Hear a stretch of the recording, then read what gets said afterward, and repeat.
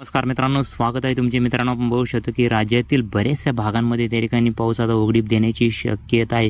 विशेष करून आपण बघू शकतो की जे काही कमी दाबाचे क्षेत्र आहे ते गुजरात आणि आसपासच्या परिसराकडे सरकल्यामुळे राज्यातील बऱ्याचशा भागांमध्ये पावसाने सध्या उघडीप घेतली असली तरी राज्यातील उद्या आहे 28 ऑगस्ट राज्यातील अनेक ठिकाणी वादळी वाऱ्यासह दुपारनंतर पाऊस हजेरी लावण्याची शक्यता आहे. मित्रांनो, आपण बघू शकतो की कोणत्याच जिल्ह्यामध्ये पडणार आहे मुसळधार ते जोरदार पाऊस. त्याबद्दल शेतकरी मित्रांनो, तुम्ही जर आपल्या चॅनलवरती नवीन असाल तर चॅनलला जरूर सबस्क्राईब करा. छोटीशी अपडेट आहे मित्रांनो, आपण बघू शकतो की सांगली, सातारा, कोल्हापूर, सोलापूर या पट्ट्यांना हलका ते मध्यम, काही ठिकाणी जोरदार पावसाच्या सरी कोसळण्याची शक्यता आहे. ढगाळ हवामान त्या ठिकाणी संपूर्णच राज्यभर राहण्याची शक्यता आहे. लातूर, नांदेड, बीड या परिसरात देखील हलका ते मध्यम जोरदार पावसाच्या सरी काही ठिकाणी कोसळण्याची शक्यता आहे.